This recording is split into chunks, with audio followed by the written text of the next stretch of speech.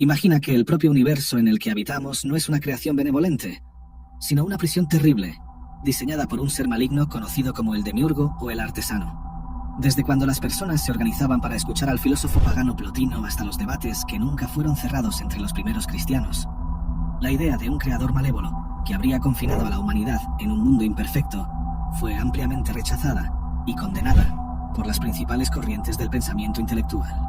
Sin embargo, esta visión sombría no fue completamente extinguida. Por el contrario, se enraizó profundamente dentro de algunas tradiciones del cristianismo, principalmente el primitivo. Con la extinción de este competidor del pensamiento, muchos esperaban que la idea moriría con el tiempo, pero pronto reemergió siglos más tarde en movimientos como el bogomilismo y el catarismo medieval.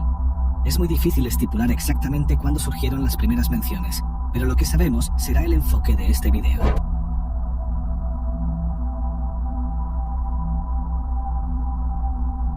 Saludos a todos. Cada suscripción es un gran apoyo para los videos que hago en mi canal. Sabemos que diversas tradiciones, incluida la judeocristiana, han pintado al Dios del Antiguo Testamento, el Yahweh de los hebreos, no solo como un tirano, sino hasta como el propio diablo o el padre del mal. No estoy exagerando, y temo que no esté sobrepasando ningún límite aquí. En una lectura rápida de la Biblia, por ejemplo, notarás momentos que muestran a un Dios altamente eficaz en probar su punto de vista, implacable en reafirmar sus órdenes, con un enfoque severo. No admitía detractores y tenía leyes bien claras para su pueblo. Quienes no las cumplían tenían un destino sombrío. No pasó mucho tiempo antes de que el estudio de la Biblia se convirtiera en un desafío para grandes mentes que, aconsejadas por la tradición vigente, tratando de comprender los males de una supuesta justicia divina. Pronto, el concepto radicalmente subversivo se perpetuó en diversas formas esotéricas del cristianismo, influyendo en corrientes que se distanciaron del dogma oficial y reformulando la mente de varios historiadores. Es por eso que hoy, durante este mismo video, todavía vamos a hablar más sobre la contribución de Marción, probablemente el primer gran sistematizador de la teología cristiana, quien desarrolló una crítica contundente de la Biblia Sagrada. Marción argumentaba que el Dios retratado en las Escrituras era, de hecho, un ser demoníaco, opresor y maligno, un contraste chocante con la figura del Cristo divino y misericordioso, a quien él veía como el verdadero mensajero de la salvación.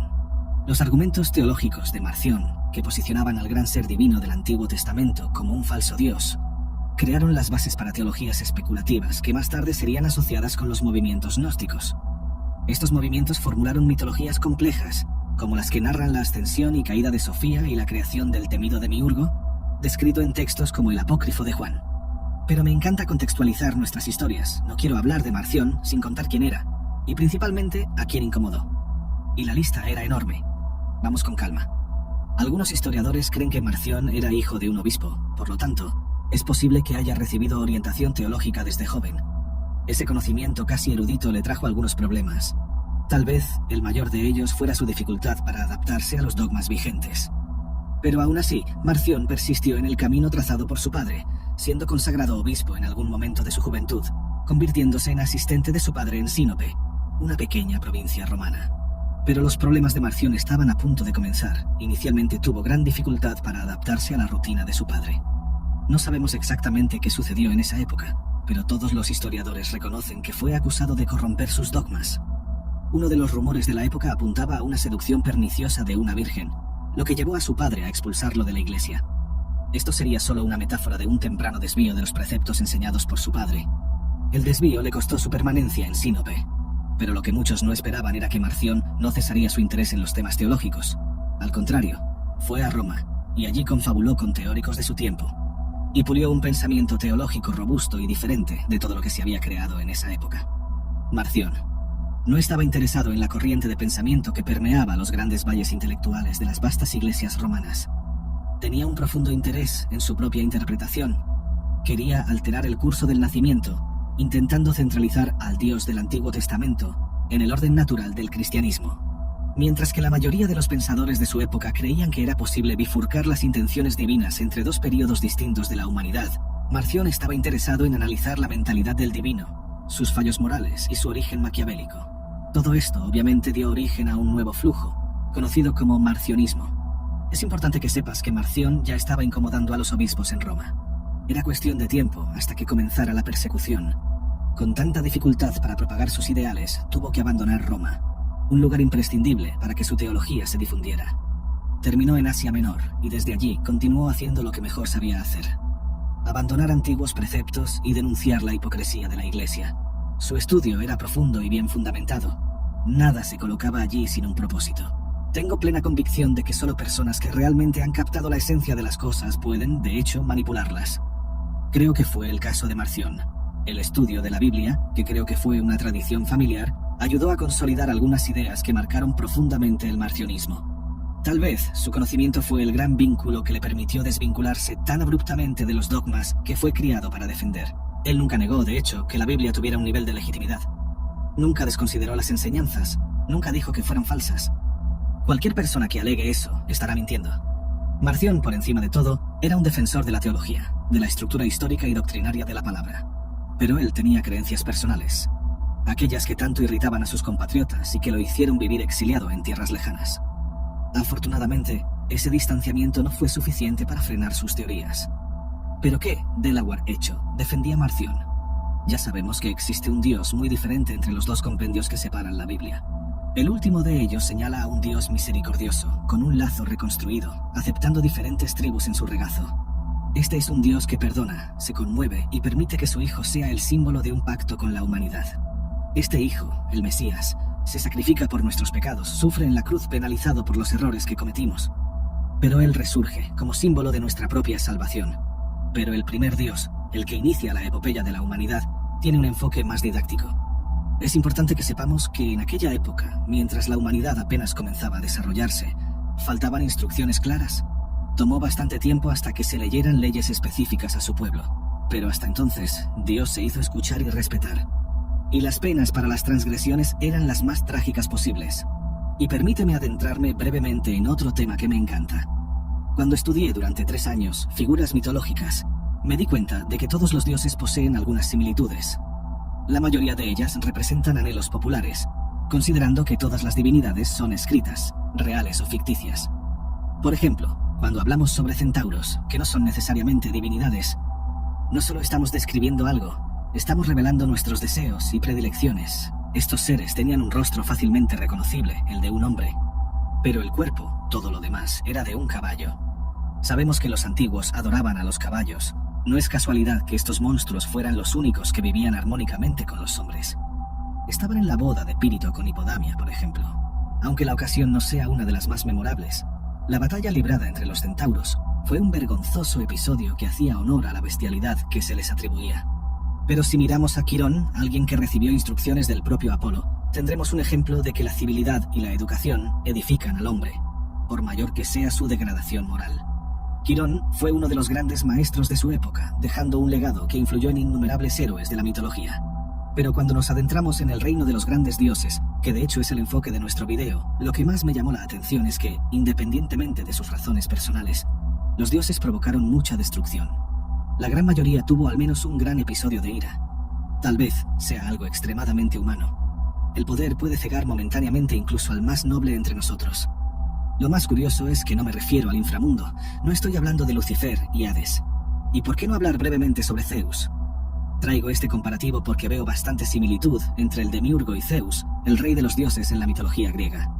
Primero es importante empezar a ver estas dos figuras como arquetipos que representan poderes supremos, un poder totalitario. Sus deseos son órdenes y sus poderes son inimaginables. Si tienes un poco de fe, verás la semejanza, pero para eso necesito liberarte de interpretaciones equivocadas, especialmente cuando analizamos sus aspectos más oscuros. Aunque Zeus sea ampliamente reconocido como un dios que defiende valores moralmente aceptables, imperando sobre un fuerte sentido de justicia y orden, sus acciones a menudo revelan un lado tiránico y egocéntrico. Sabemos que el demiurgo es frecuentemente descrito como un ser maligno, responsable de aprisionar las almas humanas en un mundo imperfecto. Ambos, en diferentes contextos culturales y teológicos, muestran rasgos que los alinean como figuras de autoridad que no dudan en imponer su voluntad, incluso si eso resulta en sufrimiento para otros seres. Una de las historias más emblemáticas que ilustra el lado oscuro de Zeus es la narrativa del mito de Prometeo. Prometeo, un titán que simpatizaba con la humanidad, robó el fuego de los dioses y se lo dio a los hombres, capacitándolos con el conocimiento y el poder que los dioses habían reservado para sí mismos. La respuesta de Zeus fue implacable. No pensó 2 veces y castigó a Prometeo encadenándolo a una roca. donde un águila venía todos los días a devorar su hígado, que se regeneraba cada noche, perpetuando así su sufrimiento. El castigo de Prometeo es un ejemplo claro de cómo Zeus ejercía su autoridad de manera cruel, castigando severamente a aquellos que se atrevían a desafiar su voluntad. La crueldad de este castigo se asemeja mucho al comportamiento del demiurgo, quien, según las tradiciones gnósticas, aprisiona las almas humanas en un mundo de dolor y sufrimiento. Otro ejemplo del comportamiento tiránico de Zeus puede verse en la forma en que lidiaba con los desafíos a su autoridad. Cuando los gigantes intentaron derrocar a los dioses del Olimpo, él los destruyó sin piedad, usando su poderoso rayo para aplastar cualquier oposición. Esta respuesta violenta a los desafíos a su poder revela un lado despótico, donde la preservación de su dominio era más importante que la misericordia o la comprensión. Zeus, al igual que el demiurgo, mantiene el control a través del miedo y la fuerza, mostrando poco o ningún remordimiento por las consecuencias de sus acciones. Ambos no actúan con piedad, son fuerzas imparables. En el gnosticismo, el demiurgo no es solo malvado, es una figura compleja que no se comprende fácilmente. Terminarás este video con esa impresión. Se le describe como el creador del mundo material. Pero a diferencia del benevolente Dios cristiano, el demiurgo es visto como ignorante, egoísta y en muchos textos maligno. Es el arquitecto de un cosmos imperfecto, donde las almas humanas están atrapadas en cuerpos físicos, alejadas de la verdadera divinidad y la luz espiritual. El demiurgo, por lo tanto, ejerce un poder tiránico sobre el mundo, manteniendo a las almas en cautiverio, cegándolas a la verdad de la existencia espiritual superior. La imagen del demiurgo varía entre las diferentes tradiciones gnósticas, pero una característica común es su ignorancia o malicia. En el apócrifo de Juan, un texto gnóstico setiano, el demiurgo es llamado Yaldabaoth y se le describe como un ser arrogante que, al crear el mundo material, cree ser el único Dios existente. Él declara: «Yo soy Dios y no hay otro además de mí», una clara señal de su ignorancia y arrogancia.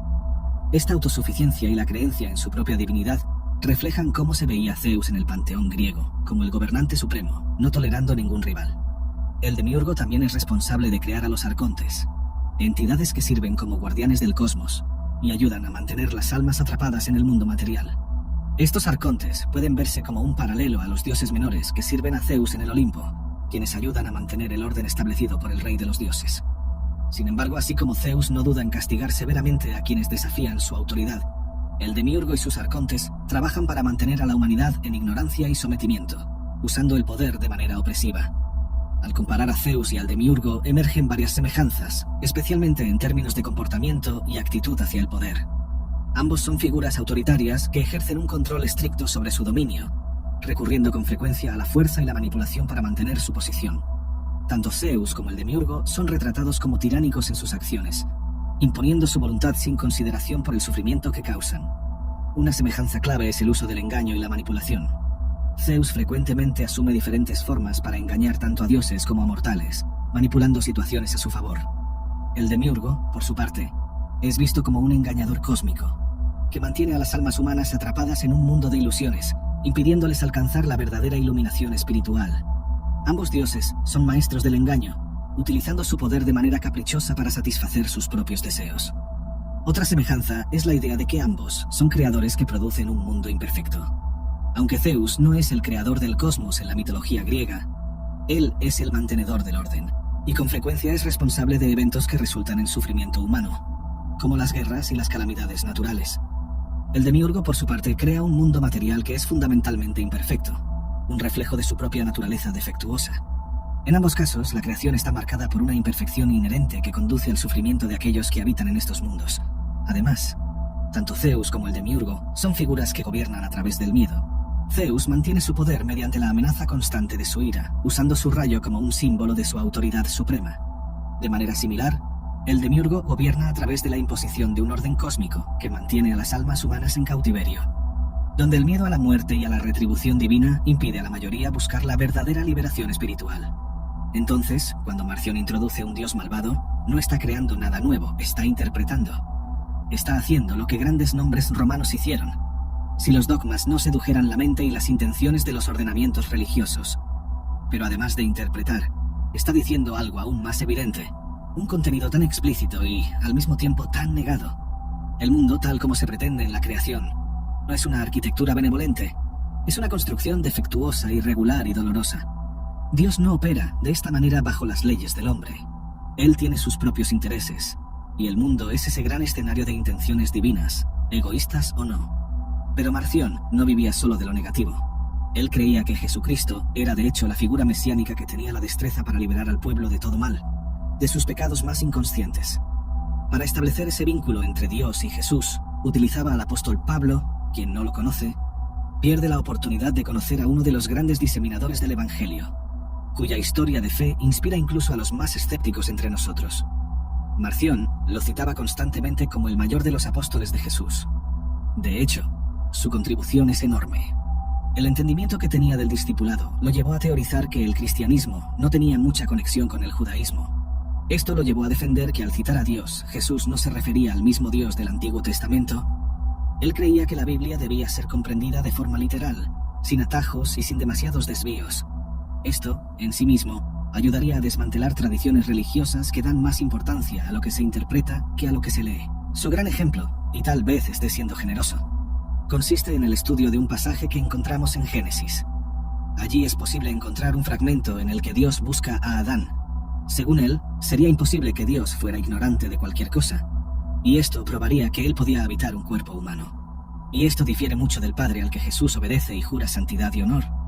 Esta suposición de que tendríamos en la Biblia dos dioses distintos no apuntaba hacia una relación indisoluble y simplista. Dios no se separa y al mismo tiempo no los habita. Es lo que encontramos en la Trinidad. Es lo que encontramos en la base que sedimentó el cristianismo. Pero aquí, esa pluralidad no sirve para estructurar a Dios, sino para separarlo entre dos extremos, ambos esenciales. No es como si el maligno pudiera existir sin coexistir con el benevolente. El primero de ellos creó el mundo material, pero al crear este mundo lo hizo con una intención: la aplicación de una ley clara cuya única penitencia era el sufrimiento y el pago de nuestros pecados, tanto durante la vida terrenal como durante la eternidad espiritual. Por otro lado, Dios, el segundo, exhala compasión y amor. Él mira a la humanidad con una breve ceguera, aceptando que somos merecedores de benevolencia y piedad ante las transgresiones confesadas. Marción no se quedó solo en la teoría, propuso cambios bíblicos profundos. Pero hay una razón por la cual nunca has oído hablar de esta teoría. Nunca logró ser tomado en serio y fue desacreditado hasta sus últimos días. Eso no impidió que creara libros para expandir sus ideas. Su intención era agrupar 11 libros al canon bíblico. No tenía una propuesta muy inusual. Quería anexar estos libros a los ya conocidos, separando el contenido en dos grandes partes mayores, que contemplarían una expansión del Evangelio de Lucas y 10 cartas de Pablo. Como mencioné antes, Marción creía que el apóstol tenía una visión más fiel del mensaje de Cristo. No se detuvo ahí. También publicó la obra Antítesis. Fue en esas páginas donde Marción expuso su teoría más famosa, diferenciando al demiurgo de Dios Padre. El concepto de un demiurgo que crea un universo imperfecto, pero no necesariamente maligno, no nació necesariamente aquí. Ahora entenderás mi pequeña incursión en la mitología. Este demiurgo, dentro de su concepción más clásica, tiene sus raíces profundamente arraigadas en Grecia a través de Platón. Me gusta Platón por innumerables razones, pero la principal de ellas son sus diálogos. Entiende estos diálogos como una estructuración textual de las enseñanzas del filósofo. Aquí, él escribía lo que antes se pronunciaba y reorganizaba sus ideas generales sobre el mundo. En Timeo, el gran diálogo que estudiaremos ahora, formaliza una serie de generalizaciones. Como tenía un empeño filosófico, Platón no solía afirmar nada más allá de las verdades meramente inmutables. Durante este diálogo, un demiurgo benevolente intenta moldear el cosmos en un intento de replicar formas perfectas en una materia imperfecta, buscando organizar el caos con la palma de su mano. Pero debido a la imperfección inherente de la materia, el resultado es un mundo que, aunque se asemeje al perfecto, es integralmente menos que perfecto. Una especie de obra maestra comprometida por las limitaciones de los materiales disponibles. Este entendimiento platónico se convirtió en una visión predominante en la filosofía griega, donde la bondad de los dioses era un principio fundamental. Vamos a saltar ahora a otro momento de la historia. Está arraigado en las disputas religiosas entre la población judía de Egipto y los egipcios nativos en los siglos anteriores al inicio de la era común. El dios judío comenzó a ser visto bajo una luz mucho más siniestra, y eso parece ser algo común en todas las tradiciones religiosas. Cuanto más contemplamos a los dioses, más cuestionamos sus propias imperfecciones. Si somos el reflejo de lo divino, y aún somos imperfectos, ¿qué dirá eso sobre Dios? La narrativa defendida por el pueblo israelita, centrada en el mito de la liberación del pueblo hebreo de Egipto por la mano de Dios, no tenía mucho sentido. ¿Y cómo lo tendría? Este pueblo tenía su propio conjunto de reglas y dogmas. Para aceptar lo que defendían los israelitas, Necesitaban aceptar que sus dioses eran impotentes ante este Dios que trajo plagas y permitió que su pueblo sobreviviera en el desierto. Como respuesta, los egipcios reescribieron la historia, pero no fueron amables. En primer lugar, decidieron presentar a los israelitas como un pueblo de leprosos desterrados, y a Yahvé como el demonio Set, el dios del caos y la desorden. Esta asociación dio origen a estereotipos que, más tarde, fueron utilizados contra los primeros cristianos, vistos inicialmente como una secta judía. Este pequeño resumen ya demuestra que la historia a veces no es una recopilación de hechos. Este estereotipo creció y se expandió por el mundo, perpetuándose en representaciones como el grafito de Alexámeno, donde Cristo es retratado como un dios con cabeza de asno, una clara alusión al demonio Set. Esta conexión entre Yahvé y Set se convirtió en un pilar teológico en la formación de la mitología del demiurgo perverso, una narrativa que se consolidaría en textos como el Apócrifo de Juan, que será analizado profundamente más adelante en este video. Para entender cómo surgieron los mitos gnósticos es necesario retroceder al intenso ambiente teológico y filosófico que marcó el cristianismo primitivo. La clave para desentrañar las enseñanzas de Jesús y de sus primeros seguidores está arraigada en la corriente apocalíptica del judaísmo, que sirvió como base para el movimiento naciente. Es importante también que sepas que este periodo duró mucho tiempo, y a pesar de lo que supone su primitivismo, este es el embrión del cristianismo. Comienza después de la resurrección de Jesús y termina en 325, abarcando 3 siglos. Es aquí donde los discípulos inauguran las primeras iglesias y germinan el conocimiento religioso y doctrinal de Cristo. Por eso, cuando hablamos de los siglos que iniciaron este progreso, tenemos al judaísmo apocalíptico como figura central. Existía durante este momento un profundo interés en la cosmogonía y la cosmología, eventos ocurridos en el pasado primordial, frecuentemente presentados a través de profecías ex eventu, donde el presente es descrito como si fuera el futuro. Estas narrativas se expresaban en un lenguaje simbólico complejo y misterioso, reflejando preocupaciones sobre la opresión, la tribulación y eventos que preveían juicios finales y el destino tanto de los justos como de los impíos. Este pensamiento apocalíptico abordaba viajes por otros mundos, el dualismo entre el bien y el mal, y la intervención divina en la historia a través de figuras mesiánicas, frecuentemente envueltas en misterio. El concepto de cielos e infiernos, el papel oculto de ángeles y demonios, y una visión determinista divina, la idea de que, a pesar de las adversidades, Dios estaba en control y garantizaría un desenlace positivo, eran centrales en este contexto. El desarrollo del concepto del demiurgo malévolo en el contexto cristiano primitivo se da en medio de este dualismo teológico. Este dualismo, que se manifiesta de manera sofisticada en textos como el Roya de la Guerra o La Guerra de los Hijos de la Luz contra los Hijos de las Tinieblas. Compuesto alrededor del siglo II a.C. y encontrado entre los manuscritos del Mar Muerto en la comunidad de Qumran. De hecho, ya hemos hablado en este canal sobre este descubrimiento arqueológico que hasta el día de hoy produce conocimiento ilimitado. Estos hallazgos reflejan un enfrentamiento dualista entre el bien y el mal, que posiblemente originó un interés más acentuado sobre el pecado, sobre las leyes y las sentencias. Y todo esto apuntaba hacia dioses antagónicos que chocaban de modo que era imposible que se mezclaran. Estaba lista la base para que surgieran ideas más elaboradas, principalmente aquellas que explicaban al hombre como ese ser codiciado entre estos dos polos, permeando los caminos entre el bien y el mal. Quien no se adecuara era considerado pecador y tenía su humanidad revocada. Por eso es que muchos hombres, vistos como opositores, eran frecuentemente caracterizados como agentes del mal, un mecanismo que se sigue utilizando hasta el día de hoy, donde se tiende a demonizar a los adversarios ideológicos. Es lo que hicieron con Marción, por ejemplo. A medida que el movimiento de Jesús se expandió para incluir a seguidores gentiles a través del ministerio de Pablo, la influencia de los convertidos judíos que conocieron a Jesús en vida disminuyó significativamente en las primeras décadas después de su muerte. Concomitantemente, las autoridades judías enfrentaban crisis sociales y religiosas que culminaron en la Gran Revuelta del año 66 después de Cristo, un evento de proporciones apocalípticas que ocurrió solo una generación después de la crucifixión de Jesús. Necesito hablar brevemente sobre Pablo, especialmente porque su vida y muerte están íntimamente relacionadas con lo que estamos discutiendo aquí. Probablemente sepas lo básico sobre él y no pretendo cambiar mucho eso hoy. De él quiero tomar prestada su peregrinación, y esta ocurrió en otro momento de su vida. Reconocidamente, Pablo hizo al menos 3 grandes peregrinaciones, recorriendo grandes extensiones de tierra. Por donde pasaba, Pablo presentaba el Evangelio y ayudaba a levantar iglesias. Durante su camino, escribía cartas con orientaciones y dialogaba con los líderes que ayudó a instruir. Pero ya al final de su vida, era demasiado conocido para ser asesinado, y aún gozaba de los privilegios de su antigua ocupación. Su captura se convirtió en arresto domiciliario, Aunque fue encarcelado precisamente por las ideas que defendía, la gente se aglomeraba a las puertas de su casa para escuchar sus enseñanzas. Uno de los guardias, según sabemos, se convirtió durante su servicio. Sabemos que su muerte fue solitaria, en las puertas de una ciudad romana, y con él murieron las últimas personas que vivieron el Evangelio en su profundidad. Todo lo que surgió después fue un borrador, una interpretación de sus epístolas. Esa creciente tensión entre el emergente movimiento cristiano y el establecimiento judío fue, con el tiempo, incorporada en los Evangelios, transformando lo que originalmente eran debates sobre prácticas religiosas en narrativas cada vez más hostiles. Mientras los primeros Evangelios retrataban a Jesús discutiendo cuestiones legales específicas con escribas y fariseos, el Evangelio de Juan, escrito alrededor del año 90 o 100 después de Cristo, ya presenta una polarización más acentuada, describiendo un conflicto apocalíptico entre la luz divina de Cristo y los judíos, en un tono que marca la transición de una divergencia teológica a una batalla cósmica entre las fuerzas de la luz y las de Satanás. Recuerda que Marción tenía un profundo interés en este Evangelio y en lo que Pablo tenía que decir.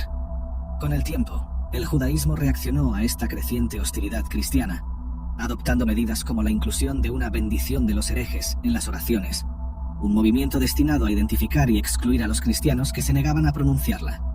Este mecanismo se retoma rápidamente al leer lo que dice Juan, capítulo 8, donde Jesús es retratado durante la fiesta de los tabernáculos como la luz divina no reconocida por los judíos. El texto narra algo devastador, cuando Jesús afirma que, aunque él y los judíos comparten a Abraham como padre ancestral, sus intenciones malignas revelan que ellos son, en realidad, hijos del diablo. Un concepto que sugiere que el Dios de los judíos es, en el mejor de los casos, el padre del diablo. Esta interpretación radical y chocante plantea preguntas teológicas complejas. Si el Dios de los judíos es el padre del diablo, ¿quién es exactamente esta figura? Algunos cristianos primitivos, al leer estos versículos, comenzaron a cuestionar quién sería este padre del diablo. Y es aquí donde la teología de Marción gana más relevancia al intentar explicar lo que nadie parecía muy interesado en entender. Marción, como sabemos, fue el primero en proponer un canon cristiano distinto, con una teología sistemática que contrastaba radicalmente al Dios del Antiguo Testamento y a la figura mesiánica de Cristo. Para Marción, todos los elementos estaban en las Escrituras y esto era tan claro como evidente. Su misión era revelar esto a una cadena dogmática arcaica que tenía un fuerte imperativo moral que no permitía nuevas aproximaciones. Sabemos que esta negativa tenía implicaciones profundas y razones aún más obvias. Existía una hegemonía de pensamiento que beneficiaba más a una religión, como si el debate teológico fuera una batalla sin vencedores y, por lo tanto, sin competidores ávidos. Todos hablaban lo mismo, compartían las mismas creencias y cualquier voz que desafinara esta orquesta ideológica era marginada, amargando el exilio. Esta visión dualista, rechazada por la Iglesia, se volvió mucho más popular de lo que se imaginaba, ganando seguidores y defensores. Aunque el movimiento eventualmente desapareció, su teología no murió de hecho. Se convirtió en símbolo y ayudó a proyectar conceptos sobre la benevolencia y la maldad de Dios, aunque bajo fuertes protestas de miembros del clero. Los argumentos de Marción no surgieron solo empíricamente, como supone el ejercicio de un científico moderno. Él tenía una fuerte relación con su espiritualidad, y esa es un área en la que ninguno de nosotros puede adentrarse. A esto sumó a su teoría un estudio minucioso de las Escrituras. No quería examinar solo lo que se decía, sino absorber lo que debía aprenderse. Pronto se volvió crítico, creo que más de los hombres que específicamente de Dios, pues las evidencias de un Dios malévolo estaban allí, sin ocultación alguna. El gran villano aquí era el mal uso de nuestras capacidades intelectuales que nos impedían ver la verdad tal como era, y no como deseábamos que fuera. De hecho, la narrativa que conocemos es la que nos beneficia infinitamente. Sus ideas pronto se volvieron más prolíficas, seduciendo la mente de las personas después de su muerte. Creo que Roma diría que esta fue la segunda virgen que Marción intentó corromper, y funcionó. Sus escritos delinearon por primera vez un contraste profundo entre el Creador y Cristo. El primero de ellos, una fuerza capaz de crear y destruir. Marción, al explorar las epístolas de Pablo, identificó en ellas una revelación divina que corroboraba su propia teología. Para este hombre convencido, Cristo se había revelado a Pablo no solo para transmitir verdades espirituales, sino para confirmar la separación radical entre el Dios creador del mundo material y el verdadero Padre. Marción entonces interpretó las referencias de Pablo al Dios de este mundo y a los arcontes, los gobernantes de este mundo que crucificaron a Jesús, como alusiones directas al demiurgo y no al verdadero Dios, la figura que emerge como padre simbólico. Su casi obsesión por Pablo se hizo más evidente cuando lo utilizó para sugerir la existencia de un Dios que, como sabemos, no es el mismo del Nuevo Testamento. Según su interpretación, el demiurgo es responsable de colocar un velo sobre las mentes de las personas impidiéndoles aceptar el Evangelio de Cristo. Es bueno recordar que nadie más tenía interés en aquella época en quitar ese velo, ya que la misión del apóstol era precisamente esa. Este velo era un símbolo de las acciones engañosas del Creador, similar al endurecimiento del corazón del faraón en Éxodo. Para él, Pablo estaba revelando que la lucha espiritual que enfrentaban los cristianos era, en realidad, una lucha contra el demiurgo que gobernaba este mundo y trataba de impedir la propagación del mensaje de Cristo. ¿Entiendes ahora que la gran lucha, al menos la primera de ellas, es una lucha entre lo divino y lo ordinario? Fue más allá y citó Efesios 2:15, donde Pablo menciona que Cristo destruyó la ley de los mandamientos por sus enseñanzas. Cuando Jesús resume los mandamientos en solo 2. Uno de ellos, que tiene todo el sentido ya que estamos hablando ahora de un Dios piadoso, sería amarlo sobre todas las cosas. Este Dios está hecho de reciprocidad, pero no devuelve mal por mal. Marción entendió que Pablo estaba proclamando algo claro y nítido, mostrando que Cristo tenía un papel que muchos desconocían. Surge como redentor, obviamente, pero también para deshacer la ley judía, la Torá, que él consideraba obra del creador malvado. Cristo, al desafiar la observancia del sábado, tocar a leprosos e incluso ser más estricto en cuestiones como el divorcio, estaba subvirtiendo la ley impuesta por el creador del mundo material. Para él, estas acciones demostraban que la ley no era divina, sino una imposición de un legislador maligno, destinada a mantener a la humanidad bajo control y siempre alerta sobre el destino de los impíos. Dije que Marción era obsesivo, pero exageré. Él creía que Pablo era la prueba incontestable de lo que defendía, un defensor de la idea de que Cristo vino para destruir esta ley, liberando a la humanidad de la esclavitud de la muerte y del pecado, que eran, según su interpretación, las herramientas del Creador, como él mismo describe en Génesis y Éxodo. Para este hombre es importante recordar que fue renegado por Roma. La justicia de la ley vigente era una justicia falsa, una fachada que ocultaba la verdadera maldad del Creador, quien, al orquestar la crucifixión de Cristo, creía haber triunfado. Pero su resurrección es la consagración de Cristo o del Dios Padre, la primera imagen de la Trinidad. Este Dios permitió esta intervención, llevando al demiurgo a creer en su victoria, y 3 días después imperó con el retorno triunfal de Cristo, mostrando que el ser maligno fue derrotado y que la humanidad ya no necesitaba postrarse ante sus leyes e imposiciones. Esta interpretación llevó a una visión teológica en la que el creador del cosmos físico era visto como una entidad nacida del caos, responsable de la creación de un mundo imperfecto y opresivo. Marción y otros gnósticos desarrollaron narrativas complejas sobre este demiurgo, considerándolo una figura subordinada a un poder aún más maligno, y no al verdadero Dios del cual Cristo emanaba. Sabemos que, aunque ya no descansa en suelos fértiles, estas ideas prosperaron durante siglos, difundiendo esta visión demonizada del Creador.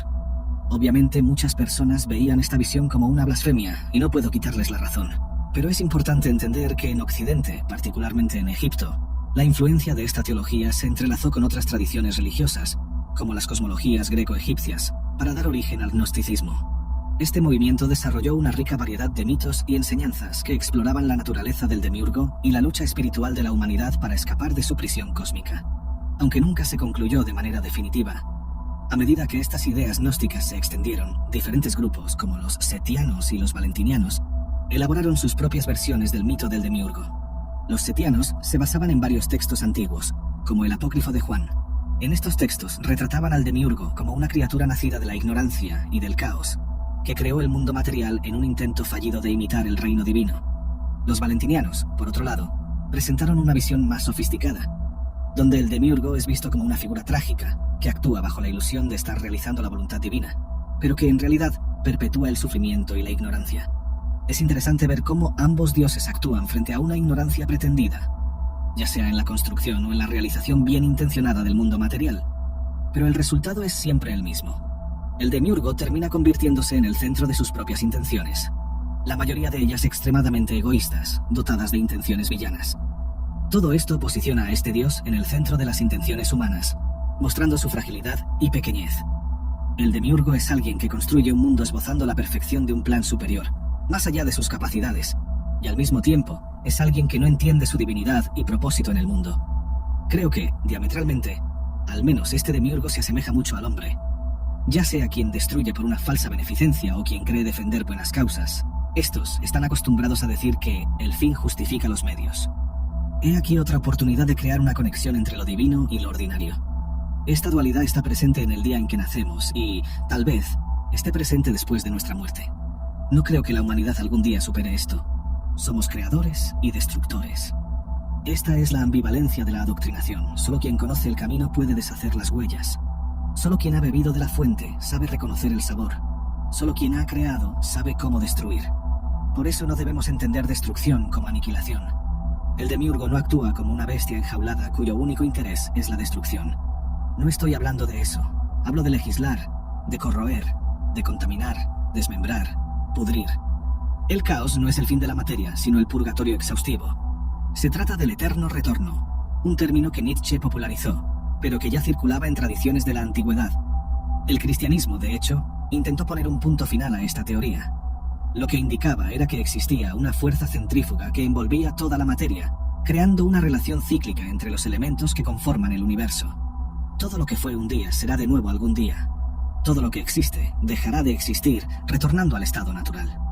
De esta forma, en una interpretación libre, el mundo material es como un fragmento del purgatorio. Estamos viviendo en círculos que ya existieron y se expandieron. Se convirtieron en polvo y crearon vida, a partir de la completa expansión microscópica.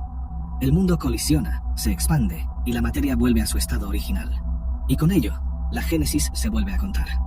Si esto representa un paso hacia una evolución de la humanidad o hacia el alma, eso es un estudio para los espíritas. No es nuestro enfoque hoy. Estas tradiciones, aunque divergentes en muchos aspectos, comparten una visión común. El mundo físico es una prisión y el creador, un tirano cósmico. Para escapar de esta prisión, las almas humanas necesitaban gnosis, el conocimiento espiritual secreto que revelaba la verdad sobre la naturaleza del mundo y la identidad del verdadero Dios. No obstante, mientras el gnosticismo florecía, el cristianismo ortodoxo comenzaba a consolidar su poder, etiquetando estas ideas como herejías y persiguiendo a sus seguidores. Marción y sus sucesores fueron condenados y sus escrituras quemadas. Pero sus ideas no fueron totalmente extintas. Por el contrario, continuaron influyendo en pensadores y místicos a lo largo de los siglos, resurgiendo en nuevas formas en movimientos esotéricos y filosóficos. Su legado es tan relevante que él ha ganado un video mío. Eso ya dice algo. Su osadía nunca será olvidada. Sus ideas muestran que podemos reconsiderar las narrativas establecidas y explorar los márgenes del pensamiento religioso, donde las fronteras entre lo ortodoxo y lo herético se vuelven nebulosas. El concepto del demiurgo, con sus implicaciones sobre la naturaleza del mal y de la creación, continúa fascinando e intrigando, dejando una marca indeleble en la historia de las ideas y de la espiritualidad humana. Gracias por ver el video. Si te gustó, mira, ¿quiénes son los arcontes? Aquellos que dominan la tierra, el cosmos y la magia. Descubre cómo Sofía, la sabiduría, desencadena eventos que forman el cosmos material, desafiando las narrativas bíblicas tradicionales de la creación. Por favor, haz clic en el botón de me gusta y si eres nuevo aquí, haz clic en suscribirte y en la campana al lado para recibir notificaciones futuras.